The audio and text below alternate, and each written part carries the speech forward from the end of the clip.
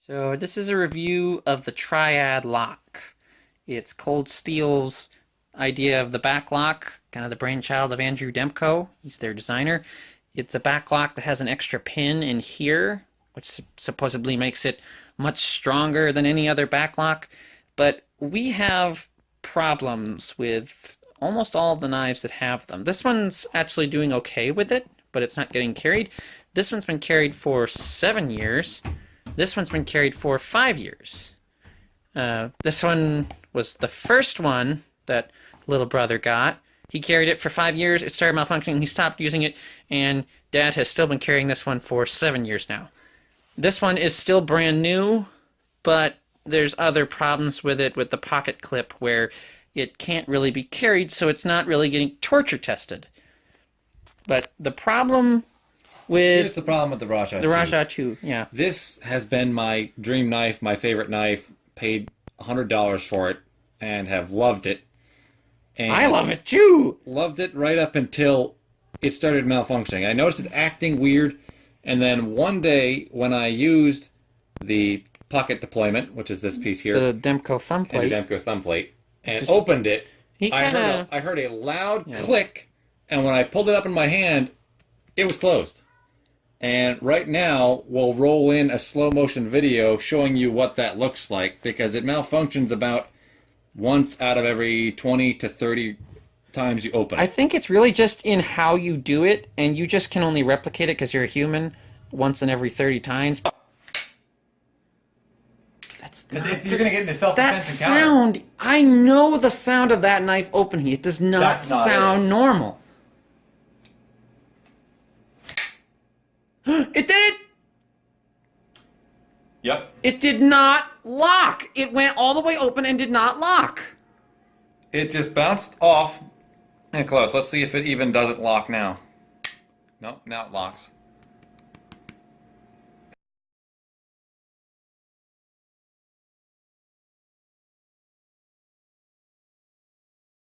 It comes open, it clicks, comes back, closes. So if you are pulling it out of your pocket and you're like in a self-defense situation, which is how this is advertised, is awesome the ultimate for self-defense survival knife. Uh-huh. Almost and they also a fixed advertise blade. it to be used with the pocket deployment method. If you're wrapping your hand around it quick and going like this and pulling it out of your pocket, snaps back shut, comes back with a load of force and slams you right there. You're out of frame. And this is the thing that really gets me. But see, this is the other thing with the Triad lock. That's the problem we're having with this one. That's a bad problem. Here's the problem with this one. It's being advertised as the safest lock out there, and he's saying that... Now here, you hear that snap. Now see, watch, I push this down. Look at my thumb. There's a huge indent on my thumb where I just did that. We've tried to measure it. It's somewhere between 15 and 20 pounds to push this button down. The knife was at home one day, and Mom opened it to cut something.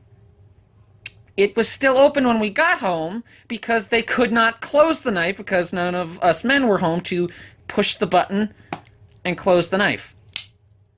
So that is a safety problem, if you ask me. This is its safe form. This is the can't cut anyone form. If you go from here to here and then you can't get it back, that's not a safe lock.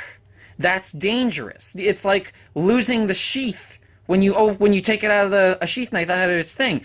It's now dangerous, and you're going to cut somebody, and it hurts your thumb to do it.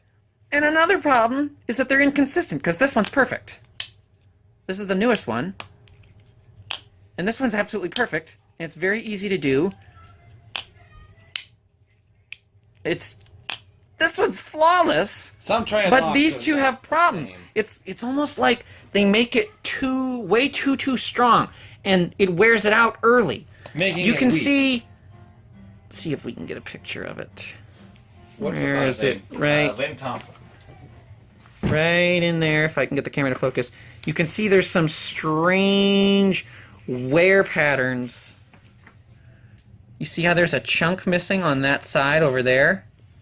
Ooh, come on, there we go. Yeah, you can see there's a chunk missing. It's wearing itself out because they've designed it to be too strong. And this one is already too strong. This one used to be so strong I couldn't close it. And like people walking down the hallway towards me, they were like, "Hey, put your knife away so you don't stab those people walking by." I was like, I can't get it closed, and I had to dart into another room because I couldn't close the stupid knife. And it's so dangerous to have a folding knife you can't close that it's not even funny. But then this one has problems with not staying open. This knife doesn't even stay closed. Just a little tiny little bit of force and it comes open. I was on a swing set at one time, and the way the swing was, it fell out of my pocket just from the force of swinging, and when it came out of my pocket, swung open and flew across the playground open. Yeah.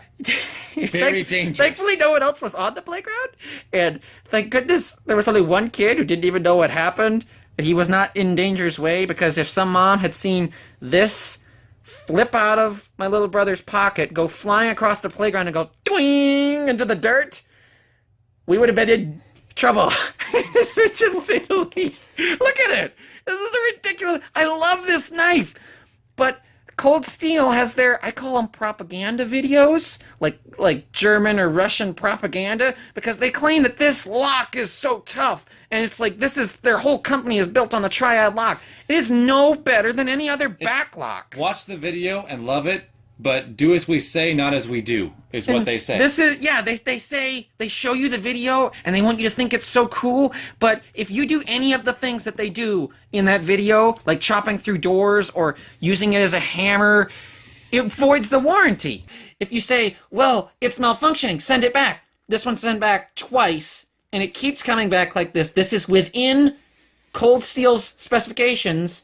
Well, okay, they told us that this was under warranty when I called them and told them what the lock was doing. And originally there was a loud click, and I don't mean the knife clicking. I mean there was a loud secondary click similar to that, but it was a spring. It's not doing that now, but it's gone beyond that and gone to where it's sticking like that. So now the knife is open, and yet you can just close it.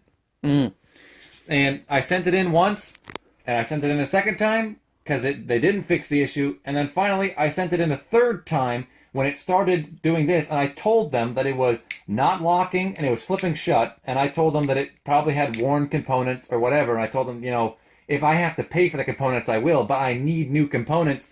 My knife's malfunctioning, and they told me, if we can't fix it, this is covered by warranty, we'll give you a new knife, which is probably the next step. But before we did that, we wanted to make a video on it, and that's what we're doing now. But the fact that we sent it back, and they Three can't... technicians at Cold Steel failed to see what's wrong with this, but the customer does see what's wrong. But we have a video clip again. First shot. Got it, right? Of it not opening. That's dangerous. And we know this one is also dangerous. So the only one that's working is this one, but they're inconsistent because this one's too hard. This one's too easy. We got Goldilocks going on here. That's quality control problems, Cold Steel. This one does work well, but I mean the next one might not, and maybe it's not the Raja 3. Maybe it's just the Raja 2, but what if 1 in 100 Raja 2s does this? I mean, even if it's a small number, do you have any idea how many of these they've sold? Just go on YouTube and look up other Raja 2 videos. There's hundreds of YouTubers with reviews of this knife. People love them, but see, everyone just says it's a novelty knife. No one really abuses it and uses it like they say it can be used, which you have done, because you used it for 5 years in your pocket, never coming out. When he says abuse, he means I used it every day. I opened it, used it, cut things, closed it. I never went at a tree with it and gave it all I had. I never broke the warranty. This knife has not voided the warranty. If the Cold Steel technician followed me and watched me cut everything, he wouldn't have voided the warranty. So the fact that the warranty is current just says something bad for it. But you've used it, and all the other people who reviewed it have not. So there's a chance that, like, all Raja 2s could have this problem, but we don't know. We only have a sample size of 1 Raja 2, 1 Raja 3, and 1 Spartan. But it is a sample size of 3 of the Triad lock. And it's inconsistent across all the different models. So an overall review of anything that we have experienced with the Triad lock is Bad. We do not like triad lock. On the bright side, they look so cool. They sound awesome. They're scary. You want to scare people? Good night. This is a scary knife. But that's also a downside because you can get arrested. Yeah, but if I need to go through a concrete block wall, yeah. Also, you hate it enough that you're not worried about scratching the finish. When I need a knife that I want to hate and I want to destroy, I go buy a cold steel knife. Anyways, until next time, goodbye.